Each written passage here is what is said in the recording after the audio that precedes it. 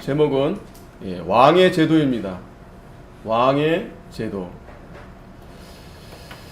9절에 보면 그러므로 그들의 말을 듣되 너는 그들에게 엄히 경계하고 그들을 다스릴 왕의 제도를 알게 하라. 자, 우리가 7장까지 우리가 말씀을 보았는데 이제 하나님께서 8장부터 시작해서 하나님이 이제 이스라엘 백성에게 왕을 세우십니다. 자, 왕을 세우신다는 것은 이제 나라가 되어지는 겁니다. 나라가 되려면은 땅이 있어야 되죠.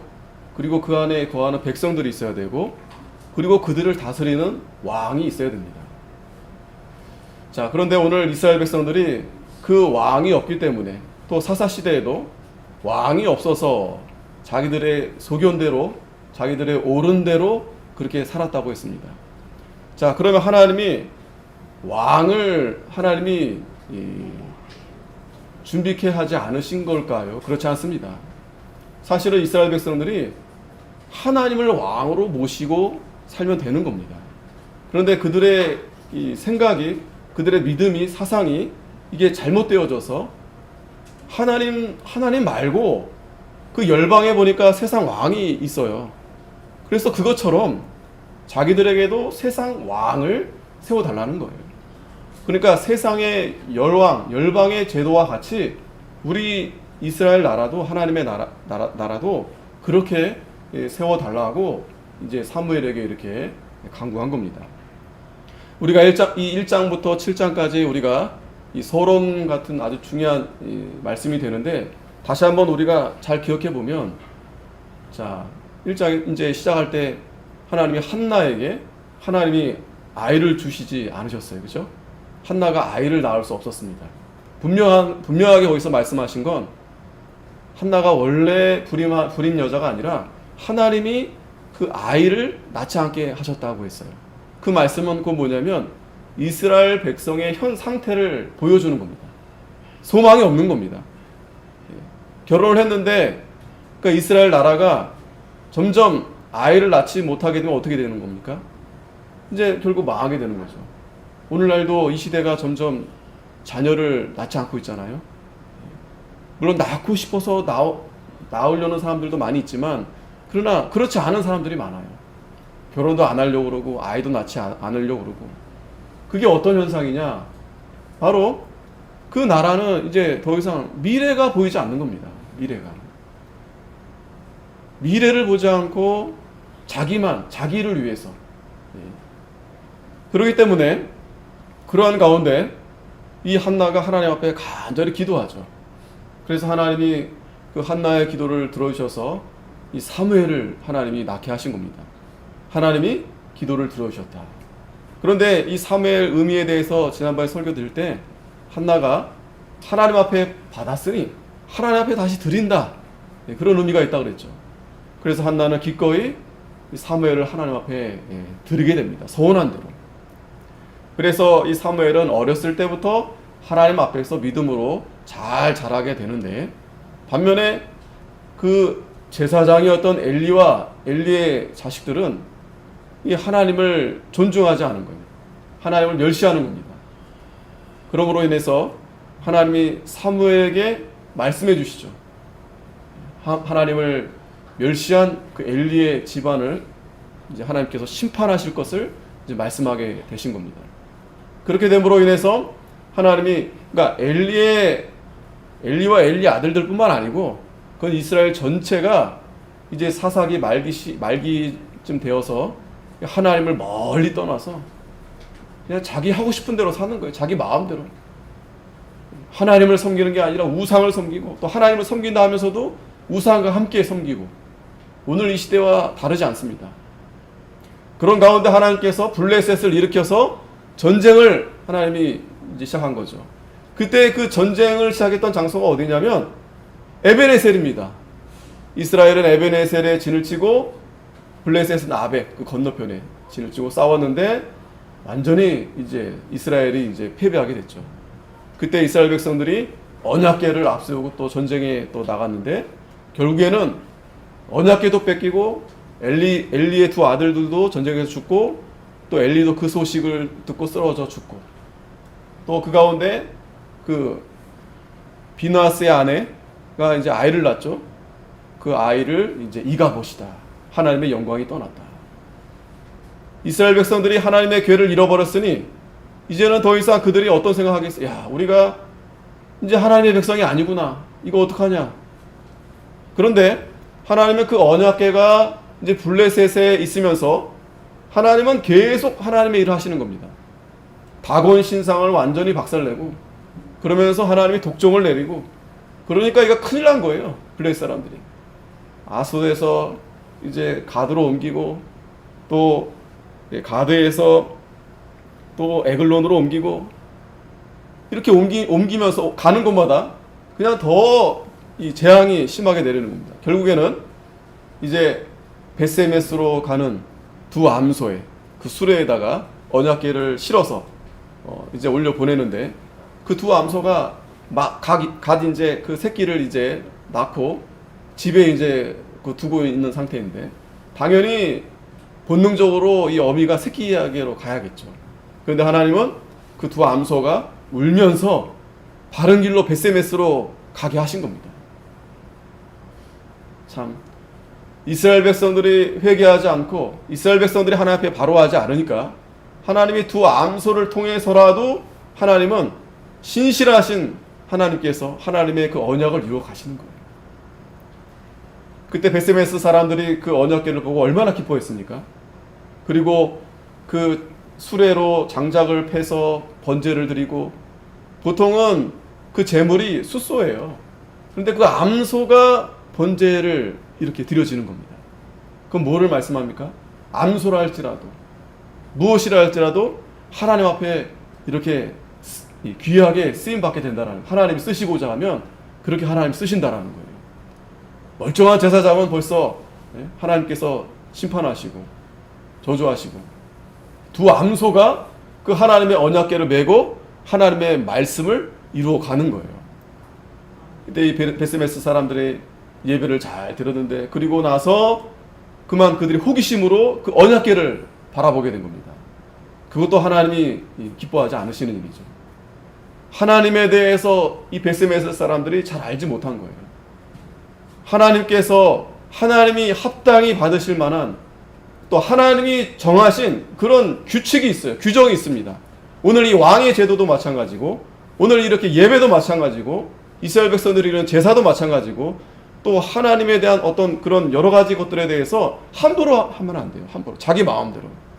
베세메스 사람들이 그만 그래서 하나님이 또 그들을 또 희생시키고 그러면서 결국에는 기란 여아림으로 이 언약궤가 가게 된 겁니다. 기란 여아림 사람들이 사모하는 마음으로 이들이 이제 그동안에 쭉 보았죠. 아, 우리가 하나님 앞에 참 잘못했구나. 죄를 회개하면서 애통하면서 이 언약궤를 잘 지키면서 그랬더니 20년 동안이나 오래 하나님이 그 기란 여아림 사람들에게 복을 주신 거예요. 이스라엘 온 백성들이 온 족속들이 사모하게 되었다고 그랬어요. 기란 여아림의 성도들을 통해서 하나님께서는 이런 하나님 앞에 바로 하는 자들을 하나님이 찾으시는 거예요. 그들을 통해서 하나님이 기뻐 받아주시는 겁니다. 그때도 블레셋이 또 전쟁을 일으켰지만 에베네셀의 하나님께서 그 전쟁을 막아주십니다. 이때 이제 사무엘이 이제 일어나서 이제 이 전쟁에서 이제 승리하게 되죠. 이때 이 전쟁에 임하게 됐을 때 그 전과 앞서서 블레셋과 싸움과는 완전히 다르게 이제 이스라엘 백성들이 전심으로 하나님 앞에 회개하고 그리고 우상을 다 버리고 그리고 미스바에 모여서 간절히 하나님 앞에 기도하니까 하나님이 들어주신 거예요. 하나님이 응답했다 말씀했어요. 그리고 그때 사무엘이 하나님 앞에 번제를 드렸습니다. 이거는 참 놀라운 일이에요, 여러분. 지금 막 전쟁이 한창입니다. 근데 사무엘은 하나님 앞에 먼저 이 번제를 드리는 거예요. 그건 무슨 말입니까? 이 모든 이 일들이 다 하나님이 주관하신다는 거예요. 주권이 하나님 앞에 있다는 거예요.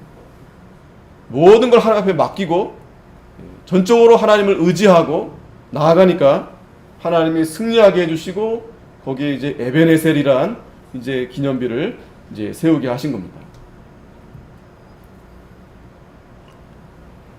우리가 사무엘상 2장 30절 말씀을 잘 기억해야 됩니다.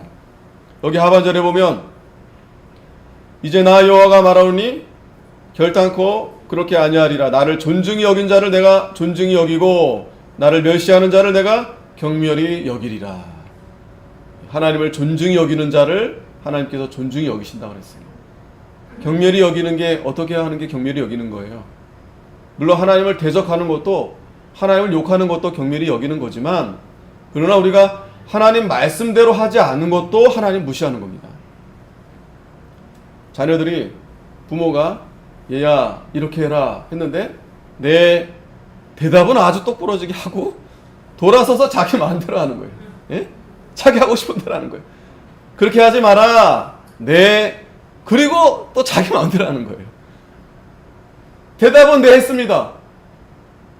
대답은 뭐 아주 그냥 뭐 자기 간쓸게 다 내올 것처럼 예. 그리고 돌아서는 자기 마음대로 하는 거예요. 이것이 바로 하나님을 멸시하는 겁니다. 이게 하나님을 멸시하는 겁니다. 그러면 하나님께서도 경멸히 여기리라. 그 엘리와 두 자식들이 이런 행태를 한 거예요. 그러니까 하나님께서 심판하신 겁니다. 그러나 하나님은 이 충실한 제사장을 세우신다. 충실한 제사장. 이 서론에 대한 이 말씀을 여러분들이 사무엘상 쭉 이렇게 말씀을 보면서 잘 머릿속에 기억하시기 바랍니다. 이제 열왕기상에 보면 왕들의 이야기도 나오는데 이 말씀대로 하나님께서는 항상 충실한 제사장, 하나님을 존중히 여기는 자, 하나님 말씀대로 행하고 하나님 마음대로, 하나님 마음 뜻 가운데 그 편에 있는 자들을 하나님이 충실한 제사장으로 세우시는 거예요. 그 두 암소 보세요. 두 암소. 그 미물이라 할지라도 하나님이 그렇게 쓰시는 겁니다. 그리고 그러한 자를 통해서 견고한 집을 세우시는 거예요. 분명히 아셔야 됩니다. 사람들은, 그리고 이 세상 사람들을 바라볼 때 야, 돈이 좀 있으면 되겠구나. 그죠? 권력이 좀 있으면 다 되겠구나. 그런데 그렇지 않습니다.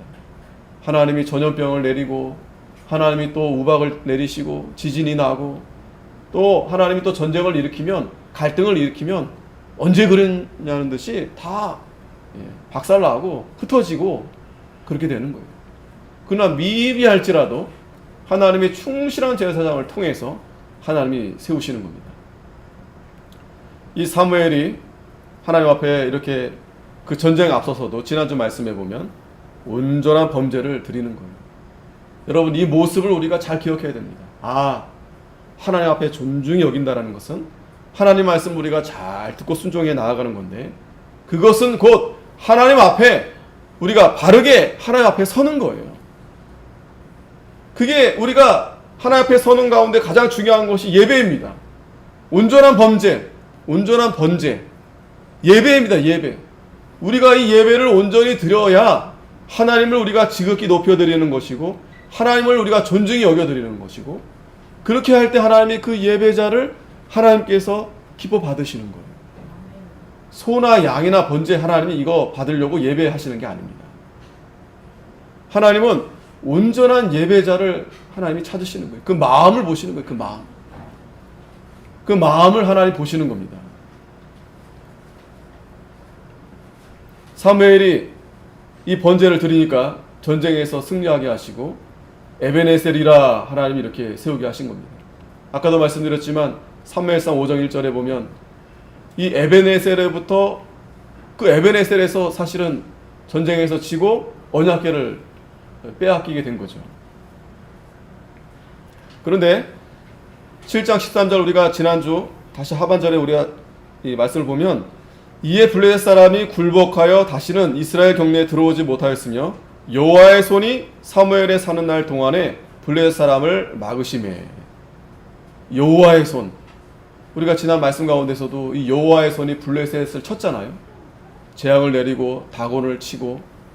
그런데 이 여호와의 손이 이 하나님을 존중히 여기는, 하나님을 사모하는 백성들에게는 이 손이 그 원수들을 막아주시는 거예요. 이 여호와의 손이 우리 사랑하는 성도들을 건져주시는 거예요. 의로운 오른손으로 우리를 붙들어 주시는 거예요.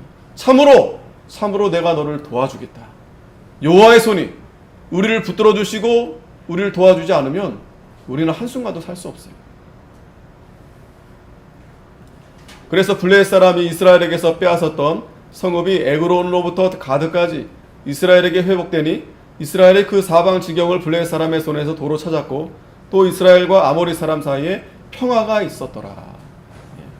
여호와의 손이 여러분 우리를 지켜주시고 보호해주시면 이제 평화가 시작되는 거예요. 평화.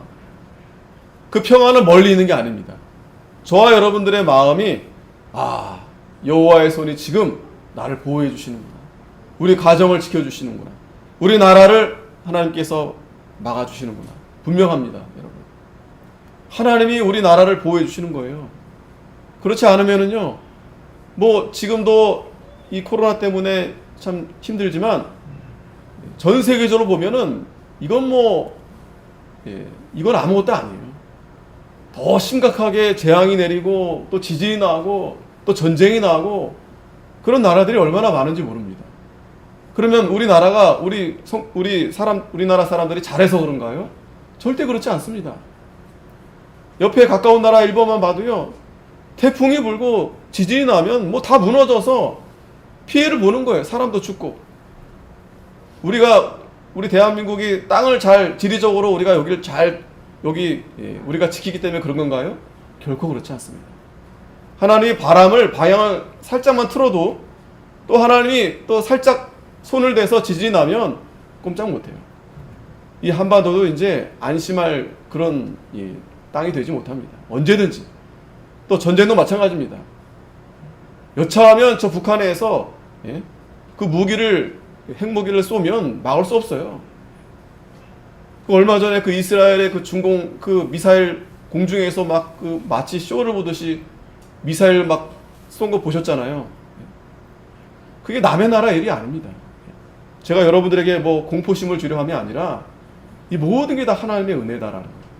하나님께서 우리를 보호해 주기 때문에, 여호와의 손이 원수들로부터 우리를 막아주기 때문에. 우리 안에 온갖 바이러스 이런 게 얼마나 많습니까? 우리가 그걸 다 아나요?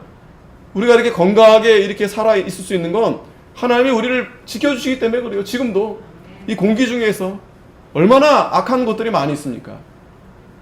우리가 살아가면서 뭘 만지기도 하고 또 어딜 가기도 하지만 알 수 없잖아요. 그런데 하나님이 보호해 주시니까 우리가 이렇게 살아있는 겁니다. 평화를 주시는 거예요. 사무엘이 사는 날 동안에 이스라엘을 다스렸다. 이 말씀의 표현을 보면 사무엘이 사는 날 동안만 이런 맥락이 여러 번 반복되고 있어요. 말씀이. 사무엘이 사는 날 동안에. 이건 앞으로 이제 암시하는 거죠. 사무엘이 죽고 나서 이제 이 평화가 쉽지 않겠구나. 이건 무슨 말씀이에요? 하나님이 사무엘이 대단한 게 아니라 하나님께서는 이 충실한 제사장, 그 충실한 제사장을 통해서 하나님이 이렇게 견고하게 세워주시는구나. 저와 여러분들도 마찬가지입니다. 우리 교회도 마찬가지입니다. 또 여러분들 가정도 마찬가지입니다. 한 사람이라도, 한 성도라도 충실한 제사장이 견고하게 믿음을 지키면서 나아가면 하나님이 그 교회를 지켜주시고 그 가정을 지켜주시고 이 대한민국을 지켜주시고 분명합니다. 그래서 이제 평화가 왔어요. 그리고 해마다 베델과 길갈과 미스바로 순회하면서 그 모든 곳에서 이스라엘을 다스렸다. 이제 사무엘이 이제 마지막 사사로서 이제 다스리게 된 겁니다. 근데 여기서 보면은 이 세 지명이 나오는데 이게 아주 특별합니다. 베델과 길갈과 미스바. 이게 그 지도상 보면은 멀지 않아요. 근데 그 중심부쯤, 이스라엘의 중심부쯤에 해당되는 그 지역인데 우리가 이 베델 잘 알죠? 베델 하면은 우리가 야곱이 생각나죠. 창세기 35장 1절에 보면은 하나님이 야곱에게 이르시되 일어나 베델로 올라가서 거기 거하며 내가 내 형 에서의 낯을 피하여 도망하던 때에 내게 나타났던 하나님께 거기서 단을 쌓으라. 자, 이 말씀은 뭐냐면 지금 그 야곱이 라반 외삼촌에게 가서 이제 살다가 이제 나온 거예요. 식구들 다 데리고 나오다가 이제 사실은 이스라엘로 들어가야 되는데 세겜에 잠깐 머물게 된 겁니다. 시몬과 레위가 그 자기 동생 디나를 그 세겜 사람이 그 왕 아들이 그 강간을 해가지고 그러면서 이제 결혼을 하자고 했던 거예요. 그런데 이 시몬과 레위가 알겠다고 해놓고서는 그 이제 조약을 하죠. 대신에 우리는 할례 받지 못한 백성들하고는 우리는 함께 결혼할 수 없다. 그리고 할례를 하게 한 다음에 남자들 다 죽인 겁니다. 그랬더니 이 야곱이 깜짝 놀란 거죠.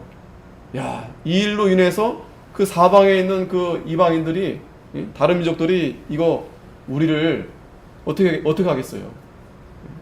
이제는 그들이 이제 일어나면 대항할 수 없는 거죠. 이 야곱의 가족들이. 그런 가운데 하나님께서 야곱을 부르신 겁니다. 일어나라는 거예요. 베델로 올라가라는 거예요.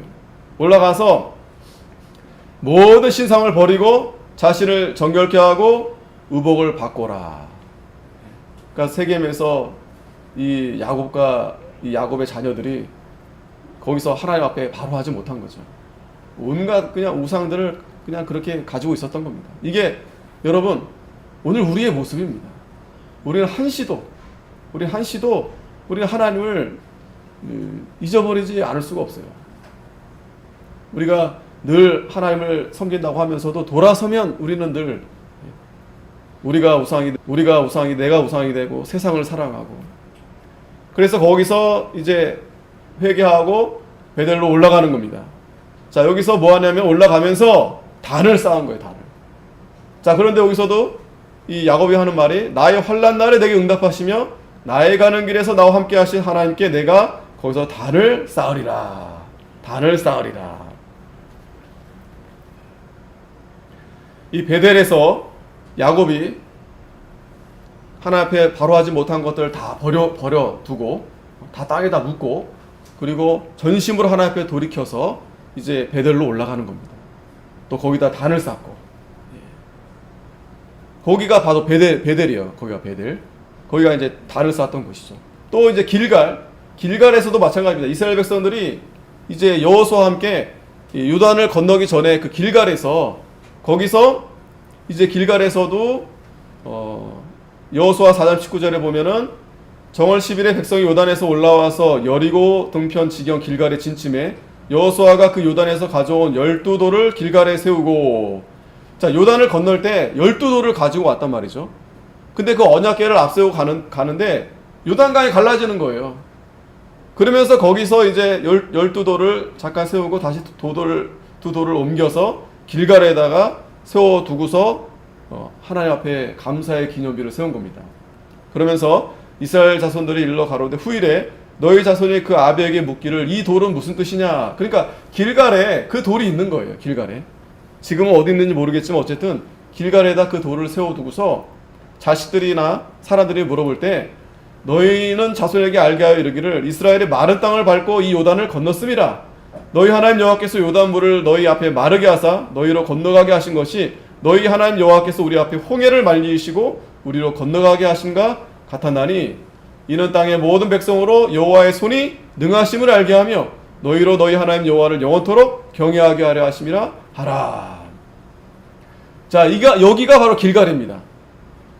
여기서 이제 이 기념비를 세우고 단을 쌓고 하나님 앞에 감사, 이렇게 제단을 쌓은 곳이에요. 또 그 여리고성 전쟁에 앞서서 여기서 길갈에서 하는 일이 뭐가 있었냐면은 할례를 거행합니다.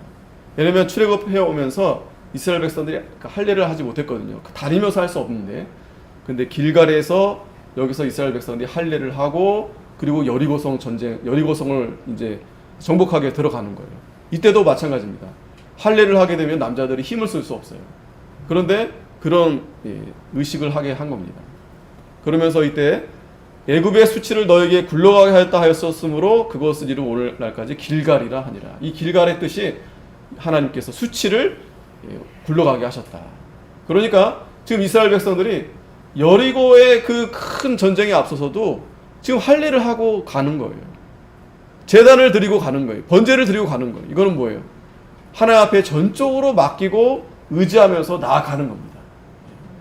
이건 오늘날 저와 여러분도 마찬가지예요. 하나님 앞에 예배하는 일, 하나님 앞에 나아가는 일, 이게 최우선이 돼야 돼요. 하나님 앞에 기도드리는 일, 이게 최우선이 돼야 돼요. 그렇지 않고 나아가게 되면은 이건 여지없이 실패하고 무너질 수밖에 없습니다.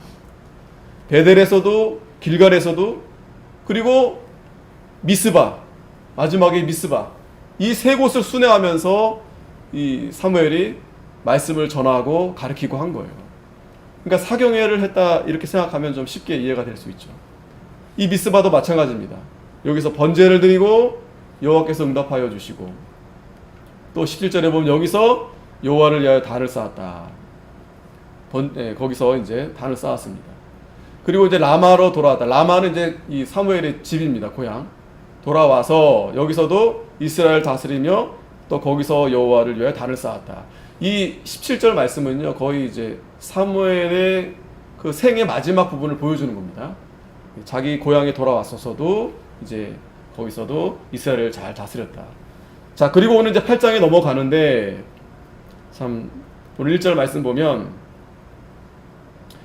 사무엘의 늙음에 이 시간이 지났어요. 이 시간이 상당히 지났습니다.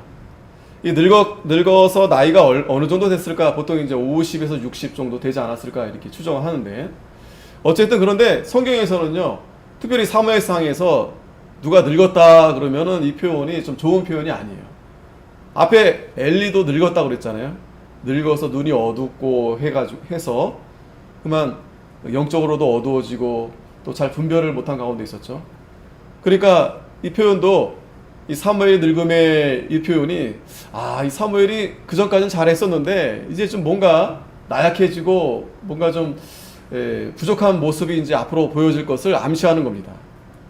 그렇듯이 그 아들로 이스라엘 사사를 삼았는데, 장자의 이름은 요엘이요 차자의 이름은 아비아라. 그들이 브엘세바에서 사사가 되니라. 이 브엘세바는 굉장히 중요 요지입니다. 거기에 이제 사사가 됐어요. 그런데 3절이 중요합니다.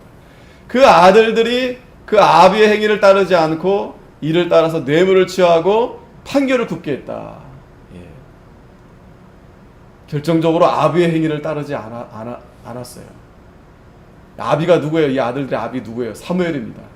하나님이 충실한 제사장 이 사무엘을 세워서 에벤에셀, 하나님이 도와주셔서 그 블레셋과의 전쟁을 승리하게 하시고 다시 평화를 주시고, 그러한 가운데 벌써 이 하나님께서 사무엘을 귀하게 세우셨는데 이 아들들이 아비의 행위를 따르지 않은 겁니다.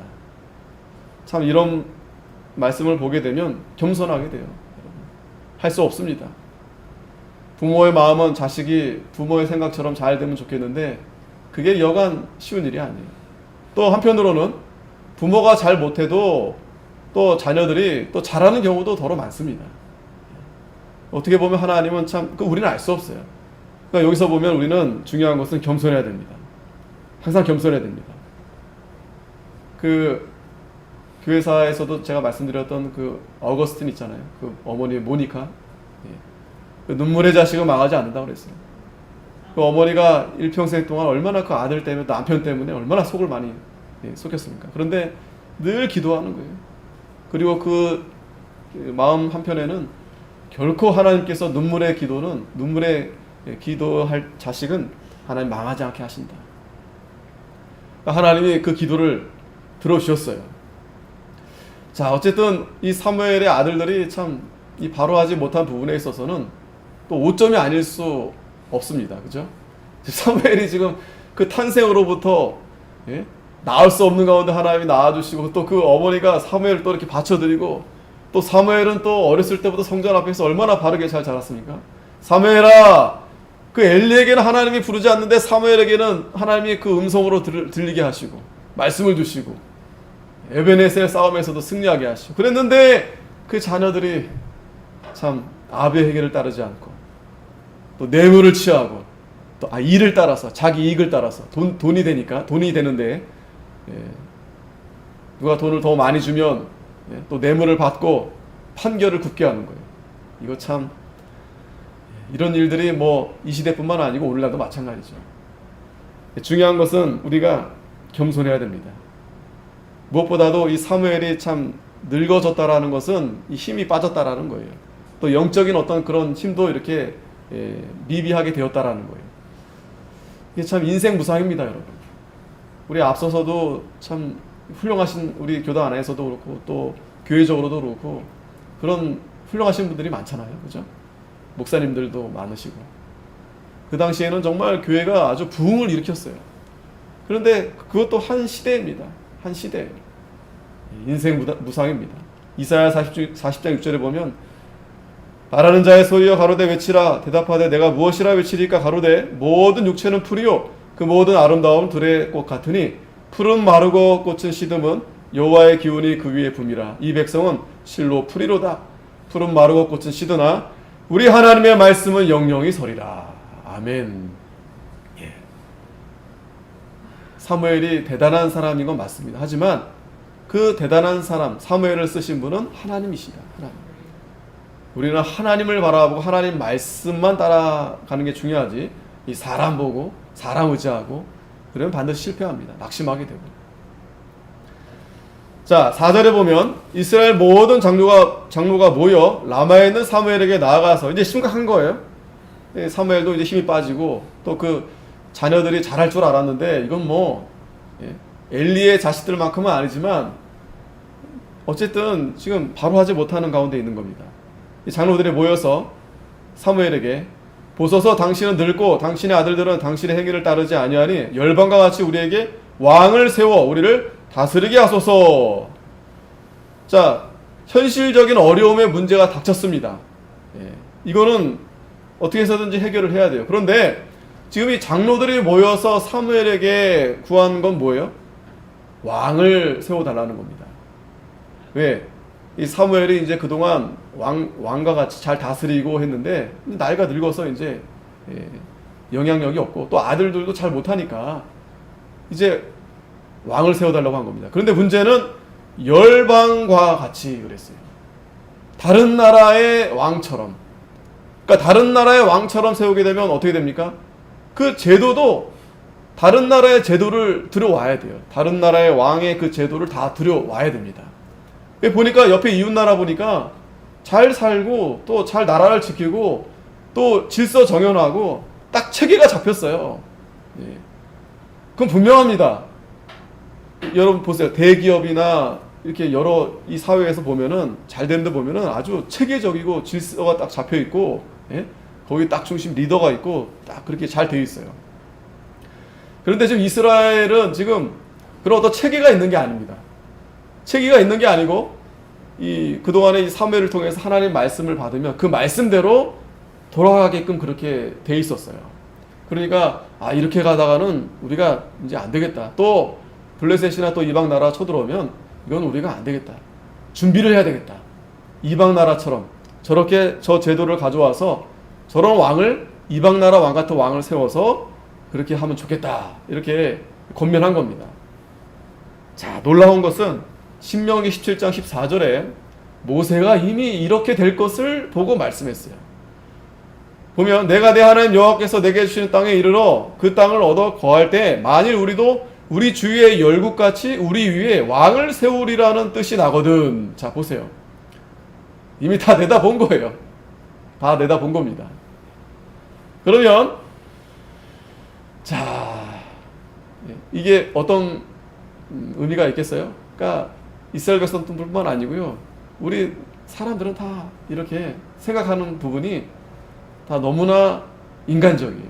인본주의적이고 세상적이고 하나님의 뜻을 우리가 잘 알지 못해요.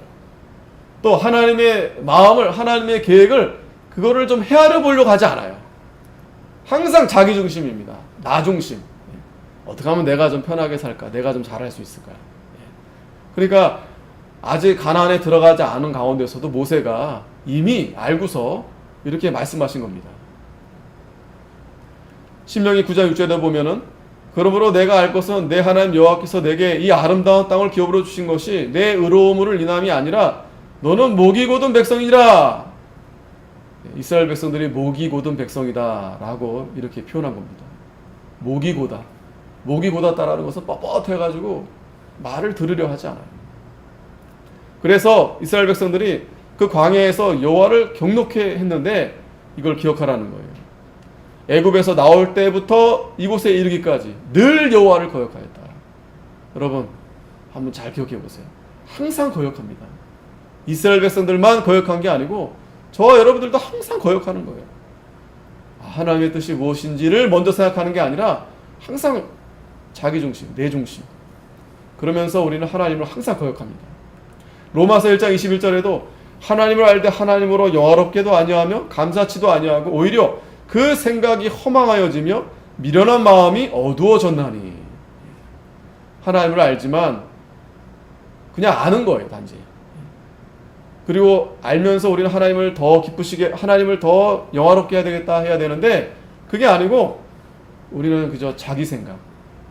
그래서 생각이 허망하여지고 미련한 마음으로 어두워지고 또 스스로 지혜 있다 하나 우준하게 되어서 이 3절에 보면 썩어지지 아니하는 하나님의 영광을 썩어질 사람과 금수와 버러지 형상의 우상으로 바꾸었느니라. 그 광야에서도 모세가 시내산에 올라가서 율법을 받으러 갈 때 뭐 하고 있었어요? 밑에서 금송아지를 모시고 우상을 섬기고 있는 거예요. 그것이 하나님 앞에 예배하는 것이라고. 왜 그렇게 하는 겁니까? 항상 목이 고다서. 이걸 여러분 잘 기억하시기 바랍니다. 뿐만 아니라 로마서 1장 28절에 또한 저희가 마음에 하나님 두기를 싫어하며 하나님께서 저희를 그 상실한 마음대로 내어버려 두사 합당치 못한 일을 하게 하셨다 그랬어요. 합당치 못한 합당치 못한 일을 하게 하셨다. 하나님 잘못이 아닙니다. 이스라엘 백성들이 또 저와 여러분들의 마음이 하나님 마음에 두기 싫어합니다. 왜 그럴까요, 도대체? 저도 그렇고 여러분들도 그렇고 왜 그럴까요? 죄 때문에 그래요, 죄. 죄 때문에 그렇습니다. 싫은 거예요. 내 안에 그 죄를 드러내기가 싫은 거예요. 근데 하나님은 그걸 자꾸 드러내게 합니다. 그래야만이 거룩하게 되고 하나님의 자녀가 되고 하나님 앞에 가야 될 거 아니겠어요? 천국에 여러분 죄가 있습니까? 근데 우리가 그 죄를 가지고 천국에 가면 되겠어요?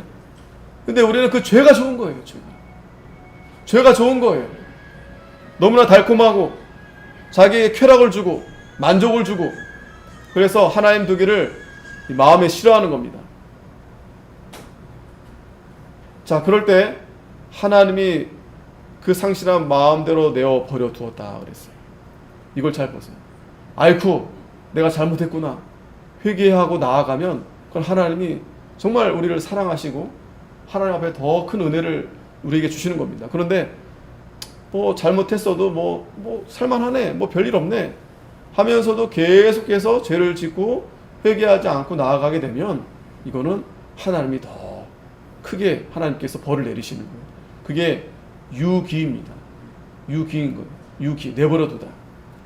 우리 자식들도 잘못했으면 혼쭐을 내야 될 거 아니겠어요? 근데 그걸 내버려두면 어떻게 되겠어요? 그건 자식을 내버려두는 거예요. 망하든지 말든지. 그랬더니 8장 6절에 우리에게 왕을 주어 우리를 다스리게 하라 한 그것을 사무엘이 기뻐하지 아니하여 여호와께 기도하며. 사무엘이 기뻐하지 않았다 그랬어요. 참, 저도 마찬가지고 저와 여러분들도 마찬가지입니다. 지금 이스라엘 백성들에게 중요한 건 뭐예요? 지금 왕이 중요합니까? 제도가 중요합니까? 어떤 시스템이 필요합니까? 아닙니다.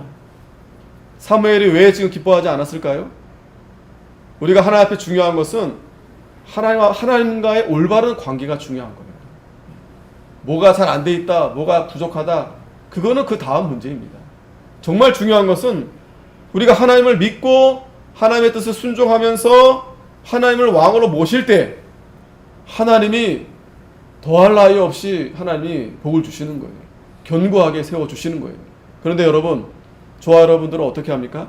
아, 이거 뭐가 없어서 그렇다. 뭐 때문에 그렇다. 뭐가 문제다. 우리 대한민국도 대통령이 문제다. 뭐 국회의원이 문제다. 예? 뭐가 잘 안 돼 있다. 시스템이 문제다. 물론 그런 문제가 있을 수 있죠. 그러나 더 중요한 문제는 우리 사랑하는 성도들이 지금 하나님 앞에 올바른 관계, 올바른 우리가 믿음으로 나아가고 있느냐. 그걸 우리가 먼저 살펴봐야 된다는 거예요. 그런데 이스라엘 백성들은 자신들의 믿음은 돌아보지 않고 자신들은 하나님 말씀을 날마다 거역하면서 그저 세상적인 그런 왕을 원하는 거예요. 자기 욕심을 채워줄, 자기 욕구를 채워줄 수 있는 그러한 것들을 자꾸 원하는 겁니다. 하나님이 여러분 왕을 하나님께서 세우지 않으시려고 할까요? 아닙니다. 하나님의 계획은 하나님께서 왕을 세우실 마음이 있어요. 창세기 17장 6절에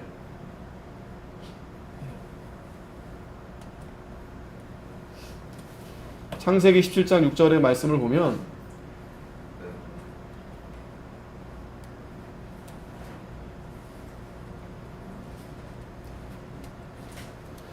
내가 너로 심히 번성케 하리니 나라들이 내게로 쫓아 일어나며 열왕이 내게로 쫓아나리라.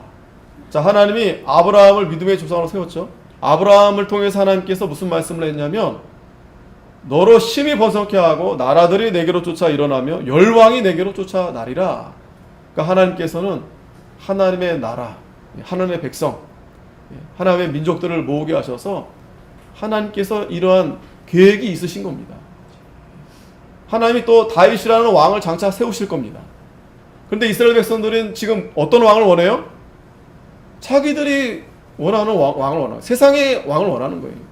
그 세상의 왕은 자기들에게 뭐를 줄 것 같아서 그런 거예요? 부귀와 영화, 잘 먹게 하고 잘 살게 하고, 그거만 족하다라는 거예요. 나라를 지켜주고. 영원한 것에 관심이 없어요. 신령한 것에, 하나님에 대해서 관심이 없어요. 그저 지금 살면서 나를 편안하게 해주고 또 지켜주고 또 좀 뭔가 나에게 잘 살게 해주고 그런 사람이면 되는 거예요. 그런 사람이면 좋은 거예요. 그러니까 얼마나 어리석습니까? 출애굽기 19장 6절에서도 너희가 내게 대하여 제사장 나라가 되며 거룩한 백성이 되리라. 너는 이 말을 이스라엘 자손에게 구할지니라. 하나님이 이스라엘 백성들을 애굽에서 빼낸 이유도 하나님의 나라를 세우시기 위해서 그렇게 이들을 데려오신 겁니다. 하나님께서 원하시는 왕이 있어요. 그리고 그 왕은 예수 그리스도, 우리의 참된 왕. 하나님이 그 왕을 우리에게 내려주실 겁니다.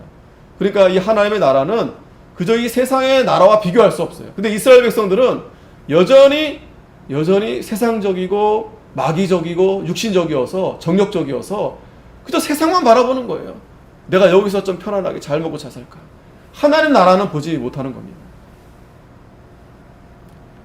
창세기 12장 2절에서도 분명히 하나님의 계획이 여기 있습니다. 그러나 호세아 11장 11절에 보면 내가 분노함으로 내게 왕을 주고 진노함으로 패하였노라. 왕을 주긴 주는데 결국에는 하나님의 진노를 사게 되어서 이제 하나님이 그 나라를 결국 패하게 하신다고 말씀하신 것입니다. 오늘 우리가 이 말씀을 통해서 이제 뒤에 이제 사무엘이 이스라엘 백성들에게 그래 좋다. 너희들이 원하는 왕을 이제 세우게 되면, 그런 제도가 되면 분명한 것은 그 왕이 너희를 착취하고 독재할 거다. 그런 경고의 말씀을 해주시는 거예요. 뭐 좀 편안하고 안정할 수 있겠지만 그러나 분명히 그 왕은 너희들에게 많은 것을 빼앗고 또 너희들을 다스리고 종으로 삼고 그렇게 할 것이다. 그런데도 그들은 좋다는 거예요. 기도하겠습니다. 거룩하신 하나님 아버지, 은혜를 감사합니다. 심히 연약하고 부족한 저희들, 정말 이스라엘 백성들처럼 목이 곧아서 늘 하나님을 거역하고 늘 하나님 말씀을 듣지 아니하고 그러면서 우리 스스로 옳은 대로 우리 마음대로 살아가려 하는데, 하나님 오늘 이 말씀을 통해서 우리에게